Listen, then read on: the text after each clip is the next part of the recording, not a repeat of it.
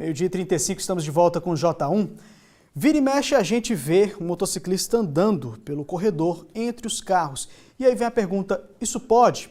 Sim, isso pode. O Código de Trânsito permite, desde que algumas regras sejam seguidas. Mas uma decisão recente da Justiça do Distrito Federal abriu o debate. Motociclista trafegando pelo chamado corredor, o espaço entre os carros na pista. O Código de Trânsito brasileiro não proíbe essa prática, mas determina que os condutores mantenham uma distância lateral e frontal segura dos demais veículos. Se nas ruas a convivência nem sempre é pacífica, motoristas e motociclistas concordam que é preciso criar regras claras sobre o trânsito nos corredores. Todo motociclista ele anda mais pelo corredor exatamente por segurança, porque a moto ela não consegue parar fácil. Se eu andar atrás de um carro a 80 por hora e ele frear, eu vou parar debaixo dele. A gente fica inseguro, né? Porque assim, qualquer coisinha, desviar de algum buraco, acertar um motoqueiro, pode acontecer, né? E sem querer a gente pode acertar e o motoqueiro se machucar. Aqui no Tribunal de Justiça do Distrito Federal, os desembargadores negaram um pedido de indenização ao motociclista que atingiu a porta de uma viatura da Polícia Militar enquanto conduzia pelo corredor. Na decisão, o tribunal entendeu que conduzir uma moto no espaço entre os carros é imprudência e que o motociclista que se envolve em acidente nesses casos não tem direito à indenização porque decidiu transitar nesse espaço por sua própria conta e risco. Mas a decisão não é consenso no judiciário. No ano passado, por exemplo, o Superior Tribunal de Justiça concedeu indenização ao motociclista de São Paulo que se envolveu num acidente nas mesmas circunstâncias do caso de Brasília. O STJ entendeu que se a lei não proíbe o trânsito de motos pelos corredores, os motociclistas não podem ser culpados em casos de acidentes. O especialista em trânsito da Universidade de Brasília conta que nos Estados Unidos é proibido usar os corredores e que na Europa há experiências para permitir esse trânsito em situações específicas, com velocidade de, no máximo, 50 km por hora. Ele afirma que aqui no Brasil, o Congresso deveria dar a palavra final sobre os corredores, mas há 21 anos a legislação de trânsito não toca no assunto. A grande maioria dos acidentados e dos mortos no trânsito são motociclistas. E os legisladores têm fechado os olhos para isso. Porém, é possível que o motociclista trafegue também em corredores, mas desde que isso seja disciplinado. Nesse caso, motoristas e motociclistas precisam se entender. Segundo o DPVAT, por dia, 54 motociclistas sofrem acidentes no trânsito. Hora do prato do dia. Hoje você vai aprender como se prepara um cuscuz de tapioca. A nossa receita de hoje é fácil de fazer, rápida, barata e eu ouvi dizer que é muito gostosa, ou seja, só tem vantagem, né? Então, se eu fosse você, já ia logo pegando papel e caneta para anotar os ingredientes, enquanto eu vou apresentar aqui a nossa chefe de hoje, a Sara Correia. Olha, gente, a Sara tem só 17 anos e começou a fazer coisas para vender profissionalmente, principalmente de confeitaria, aos 15 anos. Sara, conta pra mim, como é que começou essa sua paixão pela culinária? Da onde vem essa inspiração? Então, os meus pais nunca gostaram de cozinhar, mas desde criança, 12, 13 anos, eu sempre gostava de estar inovando, inventando na cozinha. Via as receitas na internet, testava, dava super certo. A família começou a gostar, na escola comecei a levar para vender, sempre vendendo, a família começou a pedir profissionalmente, aí vizinho, ai, quero encomendar. Começamos. Hoje eu já pego encomendas grandes. E uma dessas encomendas que você mais recebe agora, principalmente nessa época, né, de festa junina, é a nossa receita de hoje, não é? Isso, é o cuscuz de tapioca. Uma receita, assim, muito boa, muito gostosa. E a vantagem dela é que o custo dela também não é muito alto. Às vezes você não tá com tanta condição, quer comer uma coisa gostosa, diferente. Então o cuscuz de tapioca é uma ótima opção. Vamos aos ingredientes, então? Vamos. Muitos deles, normalmente a pessoa já até tem em casa. Já até tem em casa. E Sara, qual é o primeiro passo, então, da receita? Então, o primeiro passo que a gente vai fazer aqui é colocar os ingredientes líquidos para ferver. Não precisa ferver, só esquentar bem, mas antes de levantar a fervura, a gente já desliga, tá? Aqui no caso, 1 litro de leite, 200 ml de leite de coco. É esse leite de coco que faz toda a diferença, né, na receita. Deixa bem cremoso, bem gostoso. E aqui eu vou colocar o açúcar, 1 xícara de açúcar. Você está utilizando aí o açúcar cristal, mas pode ser o açúcar tradicional, refinado? Pode ser o refinado também. Vou dar uma mexidinha aqui. E aí eu posso levar pro fogo, tá? Até levantar a fervura. Quanto tempo, mais ou menos? De 1 minuto a 2. Enquanto estiver na fervura, a gente já vem preparando outros aqui. A gente vai preparando aqui a tapioca, a gente vai colocar em um recipiente maior, porque como ela incha, né? E o coco ralado. Agora a gente vai misturar o leite que já está morno sobre a tapioca com o coco. Vou colocando em poucas quantidades e mexendo, tá? É muito importante você mexer. E qual o ponto certo, Sara? Então, a gente vê ela assim líquida e bate um desespero, né? Meu Deus, não deu certo. Mas como a tapioca, ela vai sugar todo o líquido que tem aqui, então não tem problema. O ponto fica, ó, meio ralinha mesmo. E aqui a gente já vai levar na forma untada, ou se você quiser, você pode deixar no recipiente mesmo. Mas caso queira desenformar, você vai levar numa forma untada como essa e despejar. Colocar na forma dá até uma aparência melhor, né? Pra servir depois do almoço. Um charme.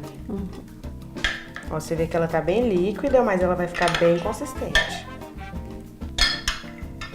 Bom, e tá quase pronta a nossa receita. Agora o cuscuz vai pra geladeira por pelo menos 2 horas. E aquele leite condensado que a gente falou lá no início, ele só vai ser usado depois como cobertura quando desenformar.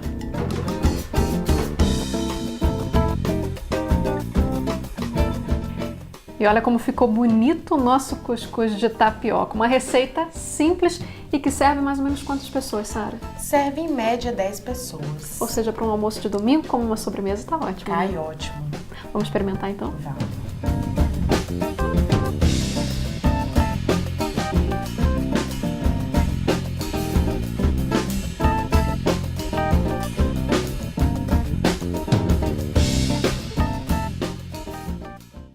Sobremesa boa, né? Se você gostou da receita, anota o contato da Sara, é o 98355-6618, DDD 61, ela só faz entrega, tá bom? E a gente continua o nosso giro sobre a situação das rodovias que dão acesso aos principais pontos turísticos do estado. O movimento nas estradas da região central já é grande e a Polícia Rodoviária Federal diz que o fluxo deve ser 20% maior durante essas férias de julho. Seu Eugênio está indo visitar parentes em Brasília. Ele escolheu o mês de julho para viajar por conta das férias escolares. Rotina mais tranquila em casa, mas atenção redobrada na rodovia. Respeitando as normas de trânsito, fazendo revisão nos carros, calibrando pneu e prestando atenção, não viajando com sono. Então a viagem se torna tranquila. Aqui na região central do estado, uma das rodovias mais movimentadas é a BR-414, que leva a Pirinópolis e Corumbá de Goiás, duas cidades históricas e turísticas. O motorista que for colocar o pé na estrada tem que se atentar para pistas simples, onde o risco de batidas frontais é maior. Muito ambiente, ela não tem acostamento sequer e muito sinuosa, com muita faixa de proibido ultrapassar e poucos pontos de ultrapassagem. No norte do estado, um destino bastante procurado nessas férias é Uruaçu. A temporada de férias vai contar com 9 dias de shows. Para chegar à cidade, o acesso principal é pela BR-153. Está com vários trechos faltando sinalização horizontal, que é aquela que divide a pista, né? E isso gera riscos na hora de você tentar fazer uma ultrapassagem, né? Quem pegou a estrada tem que tomar cuidado e dirigir com consciência. Olha só, julho em Goiás combina com Araguaia e com outros pontos turísticos do nosso estado. No E-Goiás de hoje, a gente caprichou de novo. Nós temos um roteiro com cachoeiras, água quente e, é claro, o rio mais famoso dos goianos. O José Washington e o Adriano Regis começaram esse roteiro pela cidade de Aragarças. Rodou!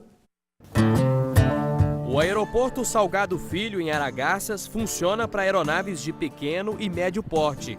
Segundo os pesquisadores, aqui nesta pista deste aeroporto aconteceu o primeiro sequestro aéreo da humanidade. Um grupo de oficiais da aeronáutica sequestrou um avião comercial com 40 passageiros, num protesto contra o governo Juscelino Kubitschek.